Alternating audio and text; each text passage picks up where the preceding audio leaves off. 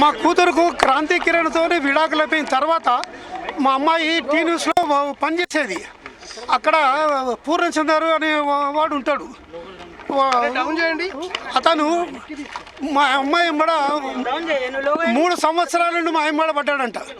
నాది నిన్ను పెళ్లి చేసుకుంటానని 3 సంవత్సరం వెంబడబడి 3 సంవత్సరాలకు ఆమెను కన్విన్స్ చేసిండంట. చేసి అప్పటి నుండి రిలేషన్లో ఉన్నాడు. ఇప్పుడు 4 సంవత్సరాల నుండి వాళ్ళు సపరేట్గా రూమ్ తీసుకొని ఉంటున్నారు. ఇక ఎప్పుడూ గొడవలు పడుతూనే ఉన్నారు. ఇక ఇట్లా గొడవలు పడి మొన్న 26 నాడు మా కూతురు, నాన్న నేను ఆయనతో ఉండలేను, నువ్వు వచ్చేసి రూమ్కు మాట్లాడటానికి అని చెప్పింది. నేను న్యూస్కి నేను వెళ్ళిపోతా డ్యూటీకి, నువ్వు వచ్చి పూర్ణచంద్రతో మాట్లాడు అని అంటే నేను సింగిల్గా మాట్లాడినామా, నువ్వు ఉండు, మీ ఇద్దరితో కలిసి నేను మాట్లాడతా అని చెప్పి ఇంటికి వచ్చేసి కూతురుతో ముందు మాట్లాడితే నాన్న ఇక నేను ఉండను, కరెక్ట్గా నిర్ణయం చేసేసుకున్నా, మళ్ళీ నువ్వు ఆయనతో మాట్లాడేటప్పుడు మళ్ళీ నువ్వు అడ్జస్ట్ చేయడానికి నువ్వు ప్రయత్నం చేయొద్దు నాన్న అని అన్నది.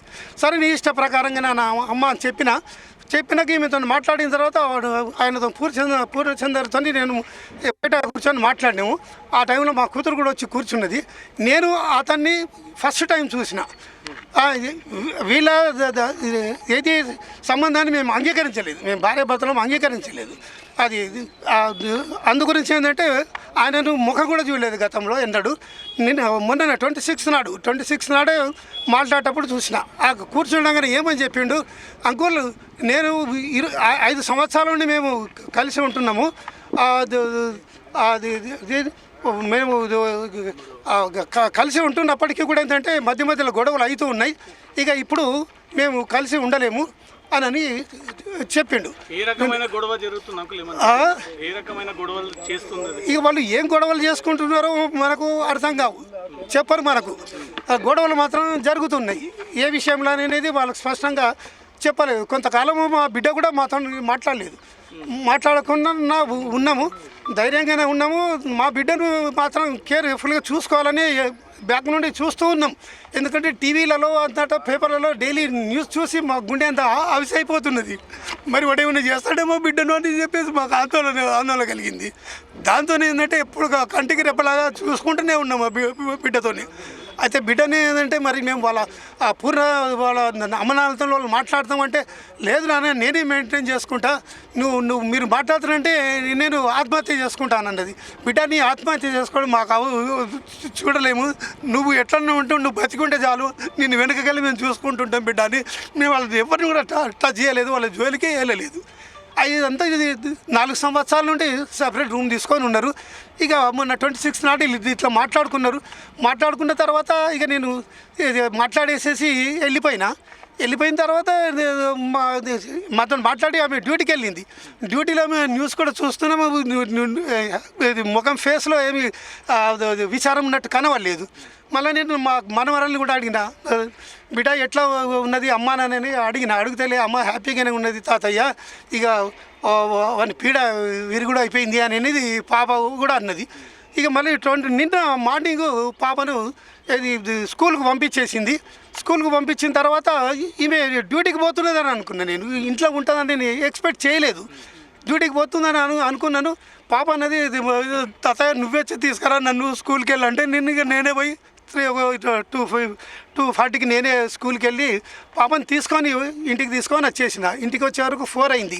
అయితే అప్పటికే నాకు టీఆర్ఎస్ భవన్ దగ్గర నుండి ఫోన్ వచ్చింది. ఆ టీఆర్ఎస్ భవన్లో నాకు షాప్ ఉన్నది, కండువాలది, బీఆర్ఎస్ కండువాల షాప్ ఉన్నది.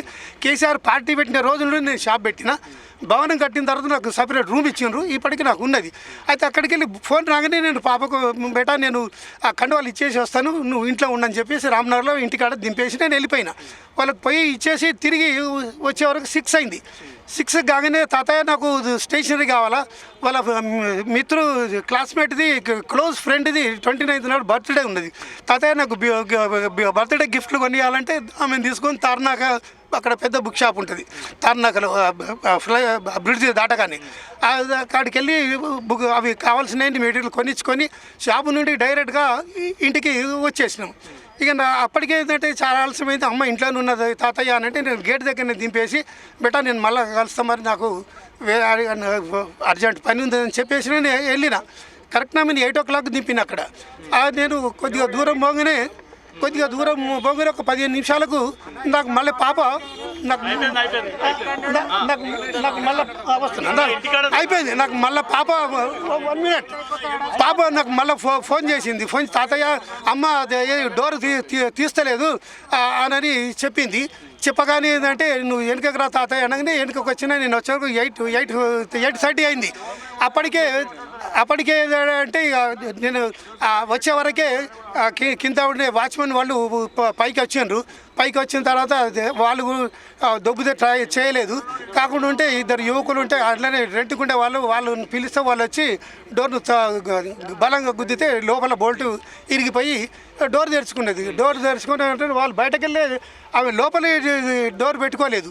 బయటకు వెళ్ళి చూడగానే శవం వేలాడుతున్నది అని వాళ్ళు భయానికి బయటనే ఉన్నారు. అప్పటికే నేను 8:30కి నేను కరెక్ట్గా వచ్చినా నేను పోగానే చూసే వరకు శవం వేలాడుతున్నది.